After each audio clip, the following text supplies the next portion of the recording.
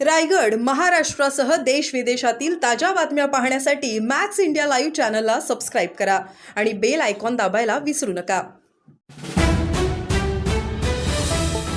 सुधागड शिवसेनेत शिंदे गट वादाची ठिणगी। माजी जिल्हा संपर्क प्रमुख प्रकाश देसाई यांच्या आरोपांचे व टीकेचे सर्व पदाधिकाऱ्यांनी केले खंडन। रायगडच्या सुधागड तालुक्यात शिवसेनेत शिंदे गट वादाची ठिणगी पडली आहे। नुकताच प्रकाश देसाई यांनी शिवसेना जिल्हा संपर्क प्रमुख पदाचा राजीनामा दिला। त्यावेळी प्रकाश देसाई यांनी स्थानिक पदाधिकारी यांच्यावर टीका केली होती। त्या अनुषंगाने प्रकाश देसाई यांच्या टीकेला प्रतिउत्तर देण्यासाठी शिवसेनेचे शिंदे गट तालुका प्रमुख व माजी जिल्हा परिषद सदस्य रवींद्र देशमुख, रायगड उपजिल्हा प्रमुख अनुपम कुलकर्णी, रायगड जिल्हा युवा प्रमुख संजय म्हात्रे, मिलिंद देशमुख, संदीप दबके यांनी पत्रकार परिषद घेऊन या टीकेचे खंडन केले। प्रकाश देसाई यांनी घेतलेल्या पत्रकार परिषदेमध्ये एक खंत व्यक्त केली। पक्षामधील काही लोकांनी पक्षात पदे अडवून ठेवलेली आहेत, तसेच पक्षाच्या कामात सुसूत्रता दिसत नाही। नेतृत्व गुण व कार्य नसलेल्या व्यक्तींना देखील पदे दिली जात आहेत। पक्षवाढीसाठी मेहनत घेणारे, काम करणारे पदापासून दूर राहत आहेत। परिणामी पक्ष संघटनेला संघटनात्मक नुकसान सहन करावे लागत असल्याचे ताशेरे देसाई यांनी ओढले होते। शिवसेनेचे तालुका प्रमुख रवींद्र देशमुख यांनी सांगितले की पाली नगरपंचायतीमध्ये एक हाती सत्ता आणली नाही, असा आरोप प्रकाश देसाई यांनी केला होता। मात्र देसाई यांना एक हाती सत्ता स्वतःच्या ग्रामपंचायतीमध्ये आणता आली नाही। तसेच शिवसेनेच्या बहुतेक ग्रामपंचायती आम्ही निवडून आणल्या, यातील काही बिनविरोध जागा देखील आम्ही निवडून आणल्या आहेत। प्रकाश देसाई यांना स्वतःची ग्रामपंचायत देखील पूर्णता घेता आली नाही, असे रवींद्र देशमुख म्हणाले। जिल्हा परिषदेच्या निवडणुकीमध्ये जिल्हा संपर्क प्रमुख सुधागड तालुक्यात प्रचारासाठी कधी फिरलेच नाहीत। सुधागड तालुक्यात शिवसेनेचे किती ग्रामपंचायती आहेत हे तर त्यांना माहीतच नाही। पाली नगरपंचायतीच्या निवडणुकीमध्ये असे सांगितले होते की पाली नगरपंचायतीमध्ये एक नगरसेवक जर निवडून आणला तर अभिनंदन करेन। आम्ही 4 नगरसेवक निवडून आणले।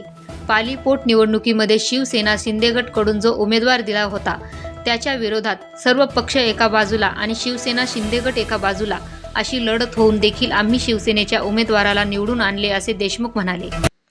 या पत्रकार परिषदेमध्ये शिवसेनेचे उपजिल्हा प्रमुख अनुपम कुलकर्णी यांनी सांगितले की राजकारणाचे धडे प्रकाश देसाई यांनी देण्याची आवश्यकता नाही।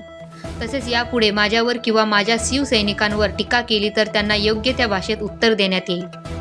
मिलिंद देशमुख यांनी प्रकाश देसाई यांच्या टीकेला उत्तर देताना असे म्हटले की प्रकाश देसाई आपल्या पदाचा राजीनामा देत असताना जिल्ह्यातील शिवसेनेच्या 3ही आमदारांना त्यांनी असा सल्ला दिला की संपर्क प्रमुख पद हे अशा व्यक्तीला द्यावं ज्याच्याकडे कर्तृत्व आहे।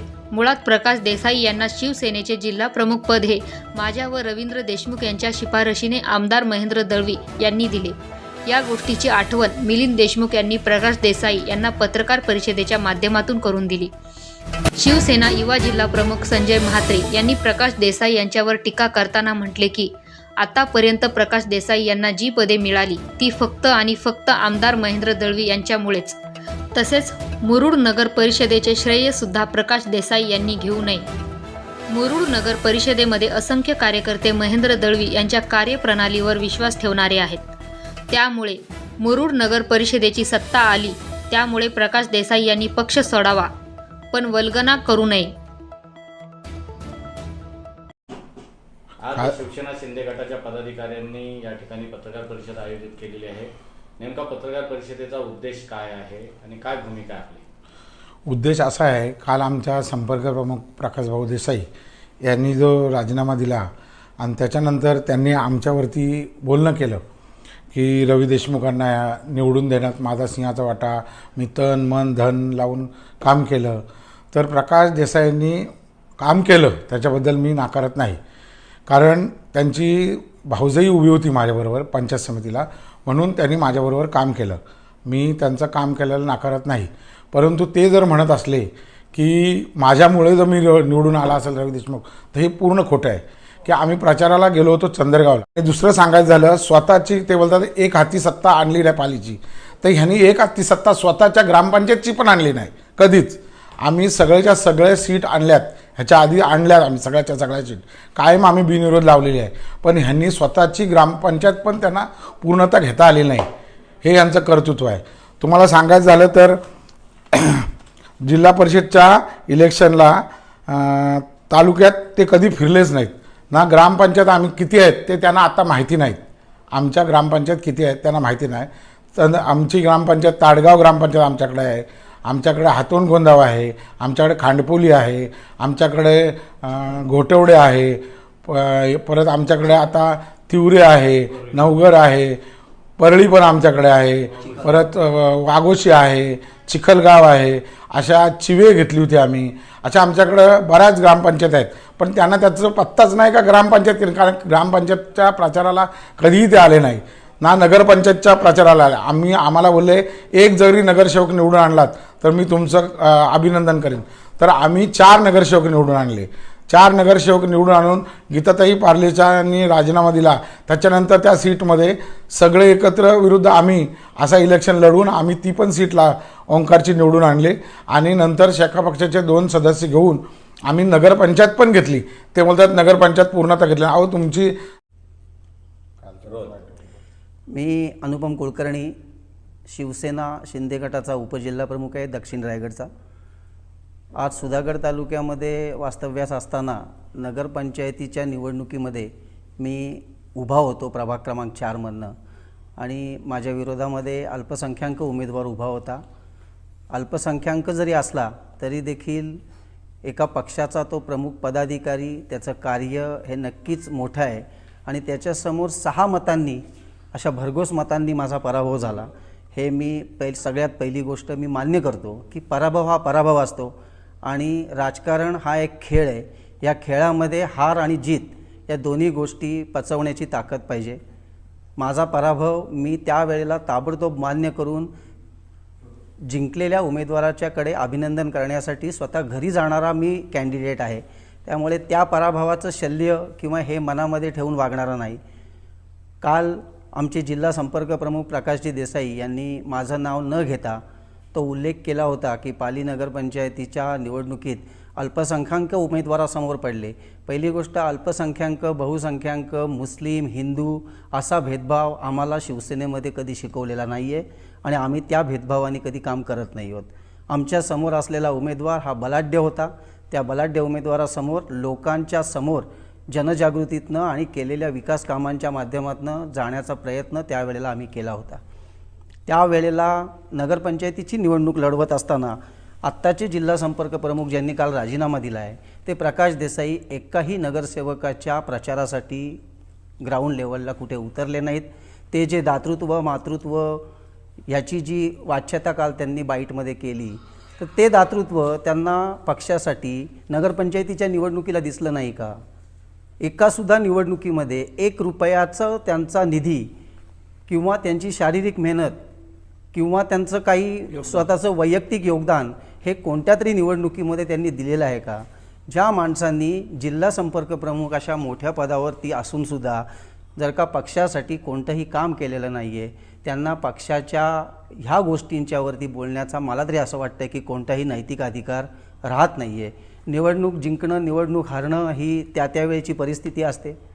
त्याच्यानंतर सन्माननीय महेंद्र शेठ दळवी ज्या आमदार आहेत त्यांना माझ्यामध्ये काहीतरी योग्यता वाटली म्हणून त्यांनी मला दक्षिण रायगडचं शिवसेनेचं उपजिल्हाप्रमुख पद दिलं.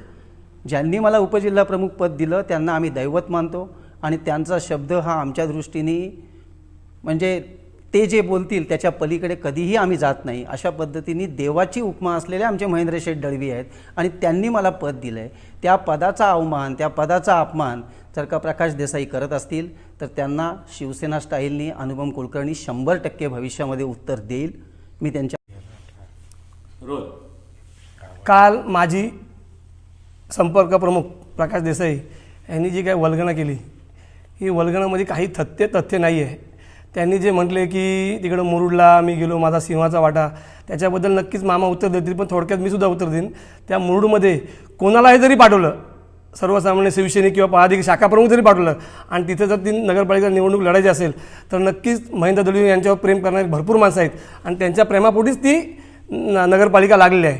त्याही तिथं फिरले, त्याच्याबद्दल आम्ही काय नाकार नाही आहे, पण ती जी नगरपालिका लागली ती फक्त आणि फक्त आमदार महेंद्र शेठ दळवी यांच्याच प्रेमापोटी तिथल्या लोकांनी त्यांना मतदान दिलं आणि ती एक हाती सत्ता लागलेली आहे. त्याच्यामुळे प्रकाश भाऊंनी अशी कोणतीही वल्गना करू नये. प्रकाश भाऊ म्हणतात इथं कार्यकर्त्यांनी काय काम केलं किंवा इथं पेन आणि सुधागडमध्ये काहीच इथं शिवसैनिकांचं ताळमेळ नाही आहे. माझं म्हणणं आहे की तुमच्यातच ताळमेळ नाही. आपण संपर्क प्रमुख असताना कुठे कुठे फिरलात? 2 टर्ममध्ये ग्रामपंचायत झाल्या. पहिल्या टर्ममध्ये जेव्हा ग्रामपंचायत झाल्या तेव्हासुद्धा कुठं संपर्क प्रमुखचा नामोनिशाण नव्हता, कुठेही फिरले नाहीत. दुसऱ्या टर्ममध्ये पण ते दिसलेच नाहीत कुठेही फिरताना. फक्त तेही परलीची ग्रामपंचायत फक्त तेवढ्यापुरती फिरले. पण त्यांच्या कुशीला असणारी दहीगाव ग्रामपंचायत तिथं त्यांना एकही सदस्य देता आले नाही. ती बिनविरोध ग्रामपंचायत गेली BJPला. मग प्रकाश भाऊंचं कार्य काय आहे?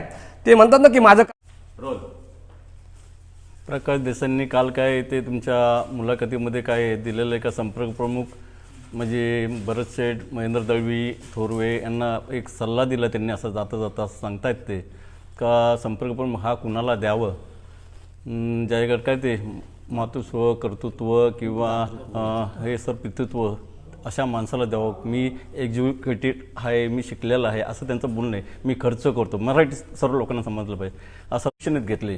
शिवसेनेत घेतल्यानंतर शिवसेनेचे हा उठाव झाला. त्यानंतर नाही त्याच्या अगोदरचं एक गोष्ट ते गीते साहेबांचा आणि महेंद्र दळवी आम्ही त्यांना मामा बोलतो. त्यांचा ते जिल्हाध्यक्ष होते. त्यांनी तडकाफडत महेंद्र दळवींनी राजीनामा दिला. राजीनामा दिल्यानंतर महेंद्र दळवींनी आम्ही नंतर जिल्हा प्रमुख कोण होईल त्याकरता मी रवी शेठ आम्ही मामांकडे गेलो, महेंद्र दळवींकडे. मामांनी आमच्यासमोर फोन लावला का जर पुढचा आमदार अलिबागचा जर कोण मी हवा असेल तुम्हाला शिवसेनेला पाहिजे असेल तर प्रकाश देसाईंना माझे कार्यकर्ते मिलिंद देशमुख, रवी देशमुख आलेत तर प्रकाश देसाईंना जिल्हा अध्यक्ष